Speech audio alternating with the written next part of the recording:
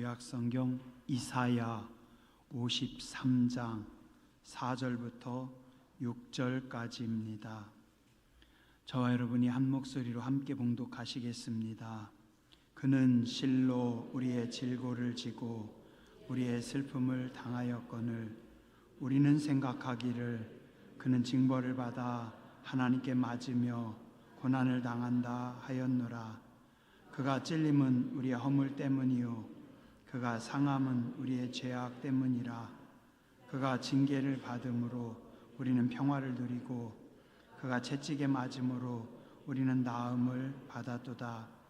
우리는 다 양 같아서 그릇 행하여 각기 제 길로 갔거늘 여호와께서는 우리 모두의 죄악을 그에게 담당시키셨도다.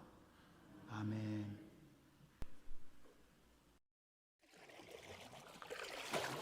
의인을 위하여 죽는 자가 쉽지 않고 선인을 위하여 용감히 죽는 자가 혹 있거니와. 사람이 친구를 위하여 자기 목숨을 버리면 이보다 더 큰 사랑이 없나니.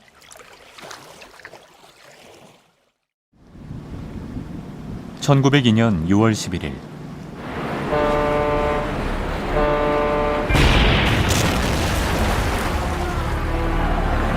충남 서천 앞바다의 어청도에서 일어난 선박 충돌 사고. 배가 침몰하는 그 긴박한 순간에 갑판 위로 올라가지 않고 오히려 선실 아래로 내려갔던 사람이 있었습니다.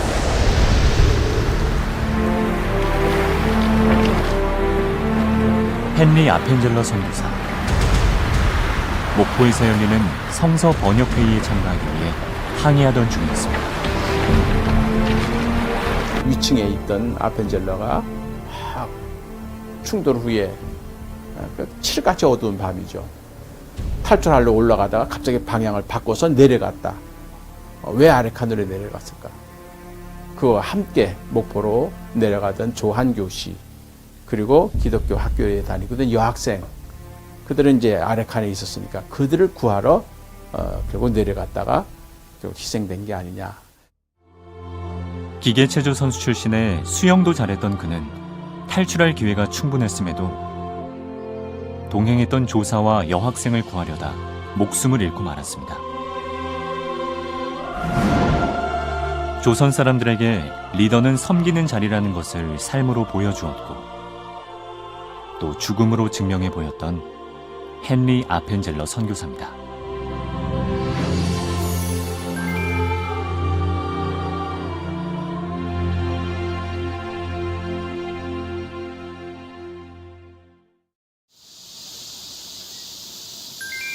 배제학당은 1885년 아펜젤러 선교사가 세운 한국 최초의 서양식 근대 교육기관입니다. 유능한 인재를 기르고 배우는 집이라는 뜻의 교명을 고종 황제가 직접 하사하기도 했죠. 그 이름처럼 배제학당은 우리나라 역사에 길이 남을 만한 인재들을 배출해냅니다. 우리 글과 말을 통해 민족의 얼을 지켰던 한글학자 주시경, 진달래꽃, 엄마야 누나야라는 시로 유명한 서정시인 김소월 등 한국의 선각자들과 수많은 근대 지식인들을 배출한 신교육의 발상지이자 신문화의 요람입니다. 교육 선교를 통해 조선 땅에 복음을 전하려 했던 아펜젤러 선교사. 그가 학교를 열자 영어를 배우려는 학생들이 수없이 몰려들었는데요. 신문물이 들어오는 새로운 시대에 발맞춰 영어를 배워 입신양명을 꿈꾸는 학생들에게 아펜젤러 선교사는 이전과는 전혀 다른 가치관을 심어줍니다.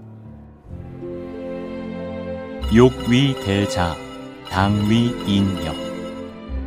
누구든지 크고자 하는 자는 남을 섬기라. 그것은 조선의 지식인들이 지금껏 알지 못했던 새로운 사상이었습니다. 과거의 봉건 시대의 관리나 지도자가 된다는 것은 밑에 사람을 누르고 착취하고 관리하고 지배하고 이런 리더십이었어요.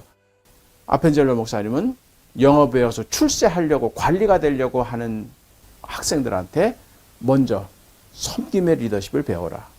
높은 자리에 올라가면 올라갈수록 누리고 즐기고 지배하고 하려고 했던 사람들이 오히려 이제는 올라가면 올라갈수록 겸손해지는 그런 리더십으로, 저는 그것이 아펜젤로 목사님이 배제학당을 통해서 한국 사회에 심어준 새로운 리더십의 형성으로 굉장히 중요한 부분이죠.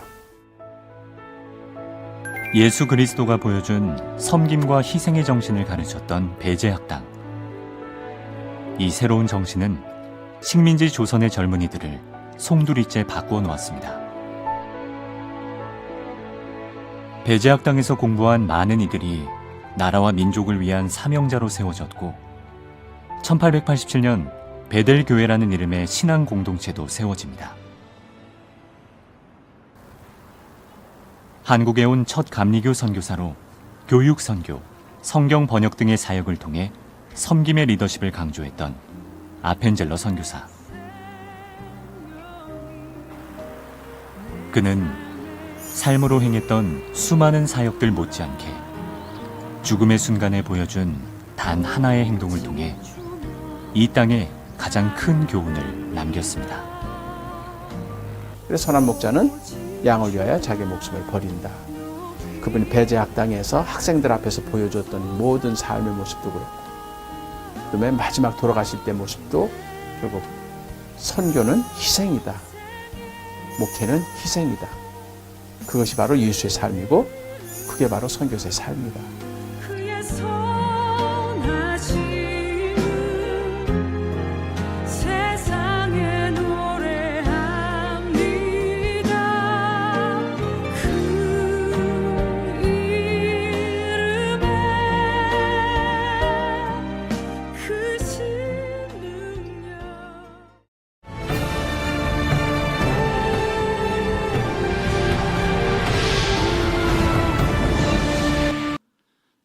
1784년에 처음 들어왔습니다. 그리고 100년 후, 지금부터 140년 전, 우리 감리교 선교사님, 방금 본 아펜젤러 선교사님, 장로교 선교사님, 언더우드 선교사님 두 분이 함께 조선 땅을 밟았습니다. 감리교 선교사인 헨리 아펜젤로 목사님, 장로교 선교사님인 호러스 언더우드 목사님은 1885년 4월 5일 부활절 아침에 제물포항, 지금 인천항에 함께 들어왔습니다. 헨리 G. 아펜젤로 선교사님은 한국에 들어온 최초의 개신교 선교사님 중에 한 분입니다. 이분은 교육과 복음 전파에 큰 영향을 끼칩니다. 미국 펜실베니아 주에서 1858년에 태어났고 미국 감리교에서 목사 안수를 받고 28살에 조선 땅에 들어왔습니다. 서울을 중심으로 선교를 시작했고 특별히 성경 번역 그리고 교육을 통해서 조선의 인재 양성에 힘썼습니다. 한국 최초의 근대식 학교인 배제학당을 만들어서 영어, 과학 등 근대 교육을 도입합니다. 어떤 분이 질문했어요. 근데 왜 배제대학은 그렇게 오래됐는데 역사와 전통이 있는데 지방대학입니까? 왜 그러냐면 이때 만든 배제학당은 대학이 아니라 중고등학교 과정입니다. 지금 우리는 중고등학교 과정 그냥 당연하게 여기지만 100년 전, 100년이 더 됐죠. 이 당시 140년 전 이 당시의 중고등학교는요, 지금 박사과정 이상의 과정입니다. 그래서 감리교인 아펜젤로 선교사님은 배제학당, 중고등학교 과정의 학생들을 길러냈고, 그 다음에 장로교회 언더우드 선교사님은 연세대학교를 만들어서 중고등학교 과정, 그다음에 대학교 과정 계속해서 이어가도록 한 거죠. 배제학당에서는 수많은 인재들, 독립운동가들이 배출됐습니다.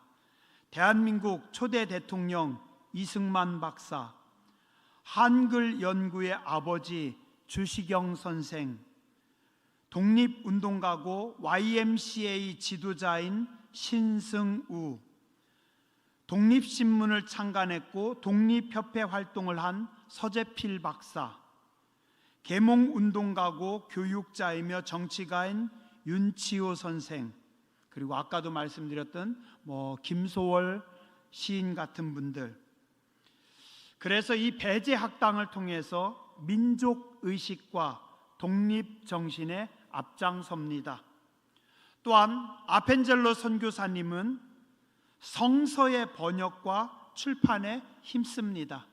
이분이 돌아가신 것이 1902년인데 그로부터 30여 년의 시간이 지난 후에 1936년경에 지금 우리가 보고 있는 이 성경의 바로 전 단계 개역 한글이 번역되었고, 그걸 조금 더 개정해서 보는 게 우리가 보고 있는 성경이고, 그러니까 지금 우리가 읽고 있는 이 성경은 1936년에 거의 한국판 성경은 완성됐다라고 보고, 그 뼈대 골격을 세우기 위해서 애썼고, 성서 번역을 통해서 조선 사람들이 하나님의 말씀을 접하고 하나님을 가까이 하도록 힘썼던 게 아펜젤로 선교사님입니다.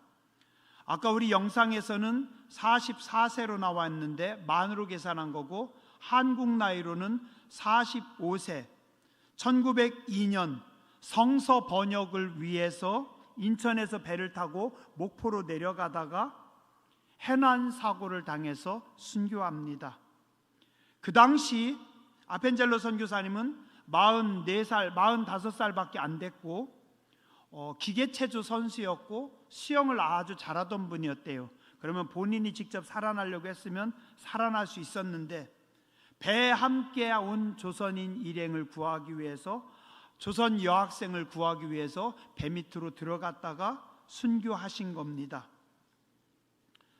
참고로 한국 땅에 최초로 같이 들어온 장로교 선교사님이신 언더우드 선교사님은 아펜젤로 선교사님보다 한 살이 많으셨대요. 그런데 이분은 58세까지 31년간 한국에서 선교하셨고 병을 얻어서 순교하십니다. 감리교 선교사님은 17년간 선교하고 순교하셨고, 장로교 선교사님은 31년간 선교를 했기 때문에 초기 똑같이 들어왔지만 장로교회가 감리교회보다 성장 속도가 빠른 겁니다. 왜냐하면 초기에 선교사님은 아주 중요합니다. 아무것도 없던 당시에 선교사님이 본국으로부터, 미국으로부터, 그쪽의 교회로부터, 교단으로부터 많은 돈을 받아서 학교를 세우고 병원을 세우고 또 교회들을 세우기 때문에 성장 속도의 차이가 있었습니다. 제가 예전에 학교에서 감리교회사를 공부할 때는 참 안타깝고 좀 속상했습니다. 근데 지나고 나서 지금 가만히 생각해 보면 오히려 더 자랑스럽게 여겨야 하지 않을까 하는 생각을 해봅니다. 말씀을 전하신 대로, 설교한 대로, 가르친 대로 본인의 생명을 아끼지 않고 다른 사람을 살리기 위해서 들어갔다가 본인의 생명을 잃은 거니까 말씀대로 살려고 애썼던 겁니다. 오늘 우리가 본 성경 말씀 이사야 53장은 이 세상을 구원하기 위해서 이 땅에 오신 하나님, 예수님에 대한 구약의 예언의 말씀입니다. 사람들은 억압, 착취, 독재, 폭력에 대항해서 이길 수 있는 지도자, 강한 나라를 세울 수 있는 지도자를 찾고 기다립니다. 그런데 하나님은 세상의 권력, 폭력보다 더 강한 힘을 가진 지도자를 보내주신 것이 아니라 사랑으로 품고 살릴 수 있는 구원자를 세상에 보내셨습니다. 우리 사람들이 원한 지도자는 항상 강한 지도자입니다. 그리고 그 지도자가 내 나라, 우리나라를 강력한 나라로 만들기를 원합니다. 그래서 미국은 강한 지도자인 트럼프를 뽑았고, 러시아는 전쟁을 하더라도 피를 흘려도 좋으니 우리 러시아를 세계 최강의 국가로 만들어 달라고 계속해서 푸틴을 지지하고 있고, 중국은 미국과 싸워 이겨야 하고 대만을 흡수 통일해야 하고 다시 예전의 진시황의 영광과 명성을 회복하기를 기다리며 시진핑을 환호합니다. 이스라엘은 강력한 시오니즘으로 이슬람을 경멸하고 이스라엘과 유대인들을 다시 세계 모든 민족 위에 올려주기를 바라면서 네타냐후와 그 정부를 강력하게 지지하고 있습니다. 우리 옆나라는 어떨까요? 일본은 다시 강력한 군사 강국을 바라면서 아베 총리를 지지했고, 그 뒤를 이어 이시바 총리가 강력한 발언을 할 때마다 그들은 환호합니다. 왜요? 이게 모든 인간, 모든 나라의 욕망입니다. 과거의 이스라엘 백성들은 어땠을까요? 그들도 역시 강한 지도자, 강력한 나라를 원합니다. 그럼 이스라엘의 역사에서 가장 강한 지도자와 강력한 나라는 언제였을까요? 지금부터 3000년 전, 예수님 오시기 전 1000년 전 다윗 왕 때였습니다. 통일 왕국 이스라엘이었습니다. 그래서 그들은 지금도 다윗 왕과 같은 강력한 왕을 기다리고 강력한 군사력을 가진 통일 왕국 이스라엘을 꿈꾸고 있습니다. 하나님의 뜻은, 하나님의 말씀은 어땠을까요? 하나님의 뜻은 민중들, 우리 사람들의 요구와 다릅니다. 강력한 이스라엘 왕국이 아니라 전 인류를 사랑하고 합력해서 나아갈 하나님의 나라를 말씀하고 있습니다. 우리가 잘 아는 요한복음 3장 16절 17절입니다. 하나님이 세상을 이처럼 사랑하사, 하나님은 이스라엘만 사랑하사 유대인들을 사랑하사가 아니라 온 세상을 사랑하사 모든 민족을 사랑하사 모든 나라를 사랑하사 독생자를 주셨으니 이는 그를, 예수님을 믿는 자마다 멸망하지 않고 영생을 얻게 하려 하심이라.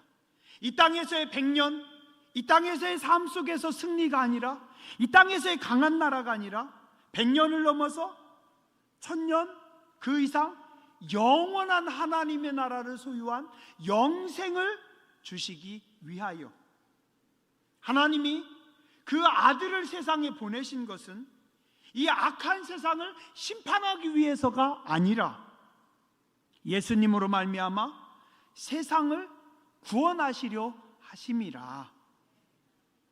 예수님은, 하나님의 아들은 이스라엘 유대인만 사랑하시고 구원하시는 분이 아니라 온 세상을, 전 인류를 사랑하시고 구원하시기 위해서 오셨습니다. 세상을 심판하고 세상을 책망하기 위해서 오신 분이 아니라 세상을 살리고 구원하시기 위해 이 땅에 오신 분이 예수님입니다. 이 땅에, 지상에 강력한 군사력을 가지고 경제력을 가지고 우리의 왕국, 제국을 만드는 것이 아니라 물질의 세계를 넘어서, 육체의 문제를 넘어서 정신과 영적인 모든 문제를 해결하며 영원한 나라를 허락하시기 위해서 오신 구원자 예수님입니다. 마태복음 26장 51절에서 54절에 보면 예수님을 잡으러 온 로마 군인들과 종교 지도자들을 향하여 베드로가 칼을 뺍니다. 칼을 휘두릅니다. 예수와 함께 있던 자 중에 하나가 손을 펴 칼을 빼어 대제사장의 종을 쳐 그 귀를 떨어뜨리니 이에 예수께서 이르시되 내 칼을 도로 칼집에 꽂으라. 칼을 가지는 자는 다 칼로 망하느니라. 칼을 가지는 자는 칼로 망하느니라. 인류의 역사가 그랬습니다. 칼을 가지고 군사력을 가지고 전투력을 가지고 세계를 지배한 모든 민족은 그 칼에 망했고 그 칼에 짓밟혔습니다. 너는 내가 아버지께 구하여 지금 12군단 더 되는 천사를 보내시게 할 수 없는 줄로 아느냐? 예수님 말씀하십니다. 내가 지금 하나님 앞에 기도하면 하나님은 12군단의 천사들을 보내실 수 있는 거 너 모르니? 로마의 군단, 로마의 군사 그 당시 얼마나 될까요? 한 개 군단 5,000명에서 6,000명 정도 됩니다. 요즘 사단급 이상 되겠죠? 그러나 예수님 당시 예루살렘에 파견된 로마 군인들 정규군은 600에서 1000명 정도, 왜냐하면 전쟁 시가 아니니까. 유다 전체 1000명에서 3000명. 그러면 이 당시 예루살렘에 파견된 로마 군인들은 한 개 군단도 안 됩니다. 뭐 5분의 1, 3분의 1 그 정도밖에 안 됩니다. 예수님 당시 세계 최강국 제국 로마의 군사력은 얼마 됐을까요? 25개에서 30개 군단을 소유하고 있었어요. 그래서 그 당시 로마 정규군은 약 15만에서 18만 명 정도. 그러면 예수님이 말씀하신 12개 군단이면 그 당시 로마 전체 군사력의 절반에 해당합니다. 엄청난 거죠? 근데 예수님은 또 말씀하시길 그 12군단이 누구예요? 로마 군인들이 아니라 하늘의 천사, 하늘의 군대입니다. 히스기야 왕 때 아수르가 쳐들어왔을 때 하나님은 한 명의 천사장을 보내서 18만 5천을 다 쓸어버립니다. 예수님께서 요구하시면 하늘의 12군단이 내려와서 다 정리할 수 있어요. 예수님께서 한 말씀만 하시면 로마 제국을 뒤집어 엎을 수 있고 이스라엘이 새로운 제국을 만들 수도 있었습니다. 그러나 예수님은 사람들의 요구, 군중들의 뜻에 따라 움직이시는 분이 아닙니다. 예수님을 세상에 보내신 아버지 하나님의 뜻을 따라서, 하나님의 말씀, 하나님의 예언을 따라서 이 땅에 오셨고 움직이신 하나님이십니다. 지금도 우리 인간들은 강함을, 군사력을, 경제력을 선호하고 좋아합니다. 저도 말씀 준비하면서 생각해 보니까 저도 그랬어요. 우리나라 세계 군사력 5위입니다. 우리나라 10위입니다. 기뻐하십시오. 그죠? 인간은 어쩔 수가 없습니다. 그러나 하나님의 뜻은 그렇지 않으셨습니다. 또한 우리 사람은 시간과 공간의 제약을 받습니다. 그러나 예수님은 모든 시간, 모든 공간의 주인이십니다. 그래서 예수님은 2000년 전 사람, 3000년 전 사람, 1000년 전 사람, 오늘의 사람들, 전 인류를 다 구원하십니다. 왜요? 예수님은 시간의 주인이신 하나님이시기 때문에. 또한 예수님은 유다만이 아니라 아프리카도, 유럽도, 미국도, 러시아도, 중국도, 북한도, 한국도 모든 공간을 뛰어넘어서 전 인류를 구원하시는 하나님이십니다. 그래서 그 당시 유대인들은 이스라엘의 하나님, 유대인의 하나님, 강력한 하나님, 예수님은 아닙니다. 너희는 가서 모든 족속, 너희가 미워하는, 너희가 싫어하는 그 족속들까지 다 제자로 삼고 아버지와 아들과 성령의 이름으로 세례를 주고 내가 너희에게 분부한 모든 것을 가르쳐 지키게 하라. 오직 성령이 너희에게 임하시면 너희는 능력을 받을 것이다. 그럼 그 능력 가지고 뭐라고요? 강력한 너희의 나라를 만드는 것이 아니라 예루살렘, 유다, 넘어서 니네가 싫어하는 사마리아, 그 다음에 그 너머 땅 끝까지 이르러 나의 증인이 되라. 예수님의 말씀을 선포하고 하나님의 뜻을 따라 움직이라. 자, 그러면 땅의 요구와 인간들의 요구와 하나님의 일하심, 하나님의 역사하심은 다릅니다. 우리는 어떻게 해야 될까요? 항상 우리 인간은 강력한 힘을 추구합니다. 능력을 원합니다. 승리를 꿈꿉니다. 그리고 나의 힘으로, 우리의 능력으로 우리가 평화를 만들겠습니다. 로마는 1000년 동안 팍스 로마나를 외칩니다. 우리에 의해서 세계의 평화를 만들겠습니다. 지금 미국은 팍스 아메리카나를 외칩니다. 미국에 의해서, 우리의 힘에 의해서, 우리의 군사력으로, 우리의 의지대로 세계를 지배하고 세계의 평화를 우리가 베풀어 주겠다. 나로부터, 내 나라로부터 나의 군사력으로, 나의 경제력으로, 우리의 지혜와 우리의 능력으로 평화를 만들어 줄게. 어떨까요?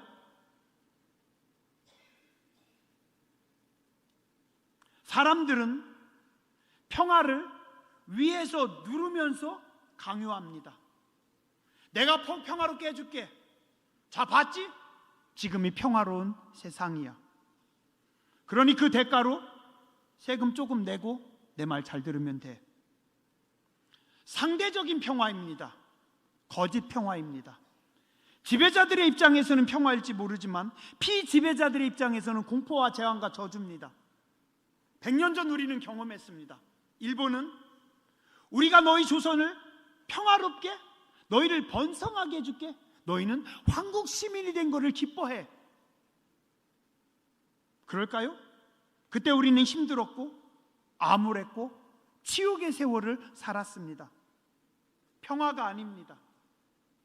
인간은 내가 평화를 만들고 나의 힘으로 내 아래 들어오면 평화를 누리게 해줄게. 상대적이고 거짓의 평화입니다. 그런데 하나님은 어떻게 하셔요?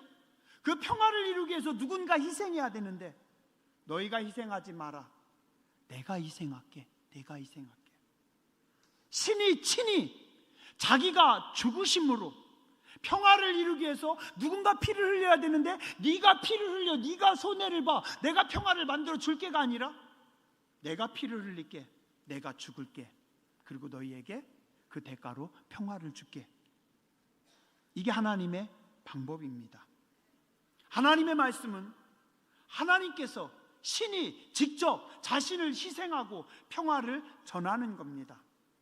그 평화의 도구는 칼과 총이 아니라 자신의 희생과 사랑입니다. 그래서 예수님은 이 땅에 오셨습니다. 그리고 본인이 친히 죽으셨습니다. 이것이 하나님의 방법입니다. 그리고 또 뭐라고요? 너희도 이렇게 하라. 내가 세상을 사랑하고 섬겼던 것처럼 너희도 사랑하고 섬겨라. 또한 하나님의 방법과 하나님의 일하심은 항상 역설적이게도 반대로 이루어집니다.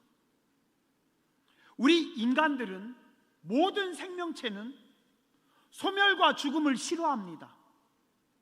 그런데 자연은 항상 소멸과 죽음을 통해서 새로운 탄생과 성장을 이루고 그 밑거름으로 삼습니다. 우리는 쇠퇴를 두려워하지만 그러나 쇠퇴는 새로운 부흥의 시작입니다. 실패는 성공을 위한 지름길이 됩니다. 우리는 실패를 싫어하지만 가만히 지나고 나서 보니 인류의 모든 문명은 실패를 먹고 자라납니다. 하나님이 만든 자연과 세상을 보면 참 신묘합니다. 자연 속의 나무는 가을이 되니 다 내려놓습니다. 어렵게 만든 열매도 내려줍니다. 그리고 내가 만들었던 모든 풍성한 나뭇잎도 다 내려놓습니다. 그냥 벌거숭이로 겨울을 납니다. 그리고 봄에 아무것도 없는 곳에서 겨울나무가 새로운 생명을 싹트고 시작합니다. 제가 지난주인가 지지난주인가 우리 이강성 권사님하고 김홍란 권사님이 오셔서 포도나무 전제하신다대요. 어떻게 하시나 봤더니 다 잘라버렸어요. 다 잘라버렸어요. 아니 저 포도나무가 1년 동안 만든 그 양분, 그 나무까지 다 잘라버렸어요. 사정없이. 왜요? 그래야 가지들을 쳐야. 그렇다고 완전히 밑둥을 잘랐다는 얘기는 아니고 가지들을 쳤어요. 아깝지만 쳐야 새로움이 나오는 겁니다. 생명은 항상 죽음으로부터 출발합니다. 요셉은 바로의 꿈을 해석해 줍니다. 바로의 꿈이 뭐였어요? 7년 풍년, 그 다음에 7년 기근입니다. 자, 그런데 결국은 어떻게 됩니까? 7년간 너무 힘든 기근을 지냈는데 그 7년간의 기근을 지내면서 하나님은 어떻게 해요? 요셉을 통해서 더 튼튼한 이집트, 더 강력한 제국을 만들어줍니다. 7년의 흉년 동안에는 힘들었는데 그 7년의 흉년과 죽음을 지나가면서 더 견고한 나라로, 앞으로 밀려오는 모든 역경을 이길 수 있는 나라로 만들어 놓습니다. 느부갓네살도 꿈을 꿨습니다. 큰 나무 아래 강력한 제국을 꿈꿉니다. 그러나 그걸 하나님께서 치시는 것을 몰랐습니다. 결국은 자기가 짐승이 될 걸 몰랐습니다. 다니엘을 통해서 메네 데겔 우바르신을 가르쳐 줍니다. 아직 모자르다, 안 된다, 받아들이지 못합니다. 왜요? 교만해서. 우리는 강력한데, 우리는 힘인데. 강력한 줄 알았고 가장 똑똑한 줄 알았고 가장 센 줄 알았던 느부갓네살은 처참한 짐승이 됩니다. 강력한 왕권을 자랑했던 그들은 하루아침에 무너져 버립니다. 그런데 큰 흉년과 큰 어려움을 겪었던 이집트는 그 7년의 기근을 통해서 오히려 더 풍성해집니다. 하나님의 일하심은 인간이 참 헤아리기가 어렵습니다. 하나님은 오늘 우리에게 말씀하십니다. 세상의 기준을 따라, 세상의 법칙을 따라 살래? 아니면 하나님의 말씀을 따라, 하나님의 인도하심 따라 살 것인가? 선택하라고 합니다. 세상의 모든 것은 사랑과 희생을 먹으면서 자랍니다. 생명은 누군가의 희생과 누군가의 좌절과 고통을 먹고 자랍니다. 우리는 그게 남이 되기를 바라는 것이 아니라 그걸 내가 지는 겁니다. 그게 내 십자가가 되는 겁니다. 하나님이 찔리심은, 하나님이 죽으심은 우리 인간의 축복이고 인간의 생명이고 신의 굴욕이 우리에게 주신 하나님의 영광입니다. 기도하겠습니다.